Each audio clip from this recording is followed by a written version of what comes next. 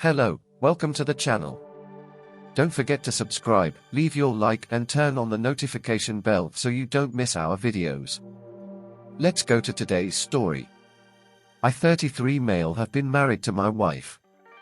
31 female for 5 years and it feels like in the last year she's become a complete stranger. We were both established when we met. And at first it felt like we shared the same values. I went to a trade school and learned a very technical job. I worked crap entry-level jobs before I proved myself.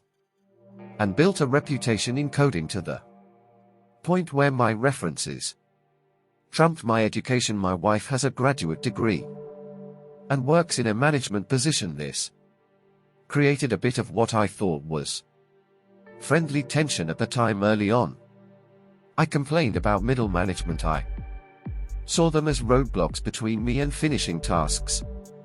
My wife saw middle management as necessary for directing personnel and resources. Personally, I was stuck with a bad string of middle managers that thought code developers were modular and replaceable. They set unreasonable deadlines, promised features to clients, and created scope creep. Every time I told her about the next boneheaded thing my manager instituted, she always took his side. Note, she never met him. He sees things you don't, she says. After about a year of dating, I learned to stop telling her about my day at work if it doesn't involve days off or raises. I always felt like she resented the fact I didn't go back to school for a 4-year or graduate degree. She pushed about it early on before marriage, but when I broke down the loans and debt, she dropped it. She was relatively debt-free when we married, as I was. As I said, we were pretty close in earning power as well.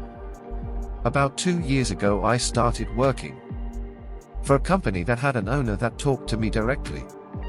He saw value in me and my potential. I now make 50 more than my wife, and my manager is a guy that works well with me. While not a technical lead, he embodies what a scrum master should be.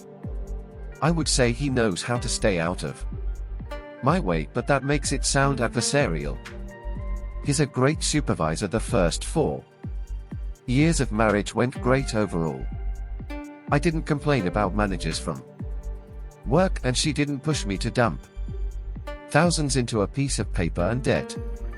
We had fun, went on date night several times a month, shared hobbies, cooked together, read books together, and watched movies together. When the first lockdown hit, we both worked from home. Our house is really nice with 3 spare bedrooms. For if we eventually had kids, one was already converted into an office for me. And when the lockdown started, we converted the second into an office for her. We both telecommuted, but we both had very different philosophies about it. I would get up, make breakfast, shower, shave, dress in a suit, then walk into my home office. I hate suits and ties, by the way, but it does put me in the mental state of okay, this is work for me. My wife, however, rolls out of bed, eats breakfast, brushes her teeth, puts on a t-shirt and sweatpants, and goes into her office with the iPad to play Candy Crush between emails. I guess I see it as work from home and she sees it as work from home. I digress. It's the weirdest thing how proximity can create distance. She has several meetings a day, and I can tell because she keeps her door wide open and I can hear them. I have 1 meeting a day, a scrum, and it's short. I closed my door for mine 5 months ago. She said she felt insulted that I closed my door for the daily scrum. I explained it for peace and to keep my mind focused on work. She said she felt like I was hiding something. I tried to keep up our hobbies together, but she brushed it off as we see each other all day as it is. I should have pressed, but I didn't. I treated the lockdown as temporary, and maybe I shouldn't have. It got really bad when her company instituted a partial office reopening. She jumped at the chance to be part of the 50 of the company back in the rearranged office to allow social distancing. I don't blame her. I miss working at the office too, but my company hasn't opened up the offices yet. And as long as I have access to my dev environment, it really isn't needed. I think several of her other co-workers got into her head she should stay after work to hang out with them, have drinks at a co-worker's place. I pressed and wanted to know more, but she was secretive and guarded. She became colder and colder too. It felt like I had a roommate and not a wife at that point. Last month on a weekend, she put her old iPad on the desk and said, "Can you wipe this? I want to gift this to my niece." I shrugged. I often do that sort of thing for the family and didn't think much about it. Off she went to another company gathering and I switched on the iPad. Maybe my wife was becoming so brazen. Maybe she thought I wouldn't check it and just do a factory reset. The point is, I checked it and saw her messages app. Pics, videos, IMs with her boss. They've been having an affair for 2 months. I can't describe the FE of the scene in Equilibrium where the polygraph flatlined. I copied everything, packaged it into cloud storage I used for dev projects separate from work, and started looking for a lawyer. I didn't confront it first because I wasn't sure what I would do. The new sensation in my body felt like I was both numb and walking through water. She didn't notice or didn't care by that point. We were already dead bedroom. We were really in the roommate stage. I guess I contacted a lawyer and he wanted to keep investigating and me to keep my mouth shut. He suggested I get a private investigator and suggested a good one. For the last 4 weeks we were gathering evidence and he was preparing the filing for divorce. Be patient, he kept telling me, and my ice-filled veins and her indifference made it easy at first. Yesterday my lawyer told me he had the filing almost ready. Our state is at fault and the PI got photos, videos, plus the texts. It was pretty much a slam dunk. Then last night, I don't know what happened to me, but the ice turned to fire. She came home late, of course, and I don't even remember what she said to me, but I went off. I said I hoped it was worth effing her boss. She turned mean, nasty and vindictive. She said I wasn't there for her emotionally. I was just lounging all day at home. Even if I was earning the lion's share at home, I wasn't intellectually stimulating, even though I worked a highly technical job. I told her I had a lawyer and she laughed. She said my bluff was pathetic. There was no way I was leaving her, that even if I divorced her she would get half my paycheck.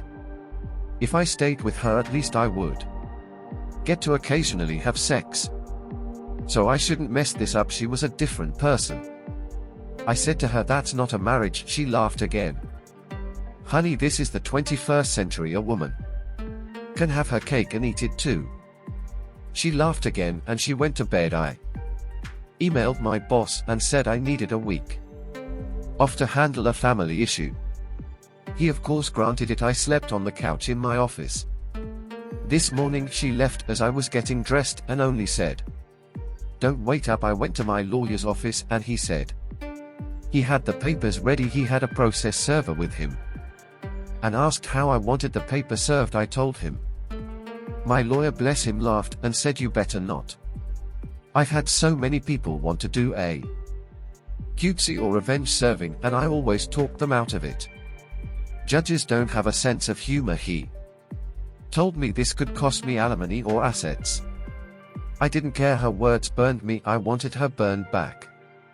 The lawyer did his best to keep telling me not to, but he relented when he saw how serious I was about this. The process server, he heard my idea. He laughed as well and said, "You're my hero. I had to special order something With a rush cost sent the process over to pick it up and deliver that. With the papers to my wife's work, the process server told me what happened when he was done. He said he showed up at her office with the large box and papers. He found my wife talking and laughing with a group of co-workers and friends, and asked her name. She confirmed and asked what it was about. He put the box on a nearby desk and opened it. It was a cake, one that you could get a custom image printed on and frosting. I didn't even know it was a thing until this morning. The image was an image of my wife and her boss in an embrace.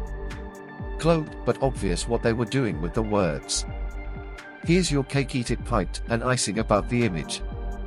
Processor put the papers next to the cake on the table. "You've been served." He said what happened next was a loud screech from her. At least 8 people in the office saw the cake. My wife freaked and swatted the large cake box off the table, where it fell on the carpet, but with the image still visible. Several of her co-workers started berating her, and she started crying and screaming. The process server took a hasty retreat. My phone blew up, and I just kept sending her to voicemail. I don't bother reading her texts. She hasn't come home, but her mother texted me saying she is going to stay over there for now. The euphoric rush of the cake felt great, but as the hours pass, I'm considering my lawyer's words now. Did I F this up? Let's check in on the update. I am overwhelmed with all the support I've gotten in the past week. I'm still off from work, but my boss decided to give me 2 weeks instead of the one I requested. Good man he is. I've already split our savings in half, put my half in an account in my name, and changed autopay for the mortgage, credit freezes, etc. Everything my lawyer advised me to do with the household funds. First off, we have no kids. Second, I'm seeing a therapist to help me. I found one that is well versed in helping with infidelity. Seen him twice, and I am feeling a lot more balanced out. Still some weird low points, but nowhere near the same amount of swing between the two. After the cake stunt, I'm definitely taking my lawyer's advice on anything from this point forward. He said you can be hat in regards to taking his advice, and I get that now. He told me that if my wife wants to return home, that I'm not legally allowed to kick her out, but I should record all interactions with her. She's not staying at home again, still at her mom's, but she did want to come by Saturday to talk. My lawyer told me I could, but said he would prefer, if she wants to talk, to have it done at his office with her own lawyer present as well as himself. I presented this to her in email of course, and she responded that she didn't have a lawyer. My lawyer said barring showing up at his office, have witnesses and record the meeting. I let my wife know this was my condition to talking with her. She actually accepted, so I had 2 mutual friends come in, all 3 of us with our phones on the table ready to record. She came in and tried to give me an awkward hug, but I just held my hand up, and the phone started to record. As the 4 of us sat down at the kitchen table, she was actually apologetic. She said she felt like she was watching a movie versus being in charge of her life, but it felt thrilling and with a rush. She asked if I wanted to know why. I said I really didn't care at this point. She felt that she owed that much to me and told me. She said that when she started going back to the office when it reopened, she got really close to 3 female co-workers, each a few years older than her, and 2 of them divorced. She said they wormed their way into her head, told her about how she's owed more than she's getting. They asked her constantly about her home life, The ringleader apparently was psychoanalyzing me for my wife's stories. My wife told them about my issues with managers back in my early career. And the ringleader took this to mean I'm threatened by educated people. The ringleader told her that I was a submissive male and she needed to take charge man in her life. That if I found out I might have shouted and threatened, but get in line. My wife still has her job for now, but only just. The people that saw the cake was my wife, the three witches, her affair partner or boss, and according to her, two other co-workers that were lateral to her.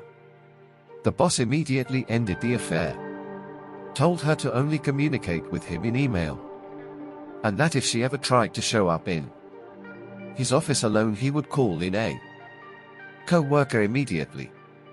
The three witches turned on her immediately and publicly berated her for doing such an awful thing. The other co-workers, according to her, didn't want to get involved with her soap opera, so no reports to our, she said. Her three friends doing a 180 on her immediately sort of shook her out of her fog. She seemed really ashamed and said she had to ask for $5,000.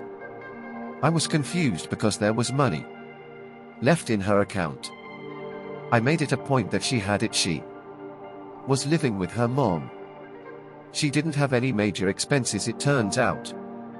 The ringleader and the two other witches wanted to be paid for their silence. They are blackmailing her and giving her a deadline lest our will know all the sordid details. She was pleading for help. I told her that there is no going back to normal after this. Everything will change, that if she bends now it will be more money later. Best for her to report herself, her boss, and her co-workers. It would work better than having sleepless nights waiting for the knife to fall. She seemed to hem and haw on that, but she did finally ask the big question. What about us? Where does that leave us? I told her there was no us, that's done. And she'd best get herself that lawyer to go over the divorce. The best I can do is tell her how to handle her work situation, but she most likely needs to find another career after this. I also said she needs to go to therapy herself, because someone who would go to laughing in my face to pleading for help a week later needs help sorting themselves out. She pointed out the cake and all I said to that was, yeah, I'm seeing someone for that. She left soon after that. No word on if she will follow my advice or try to pay her co-workers blackmail. Why is it always the co-workers?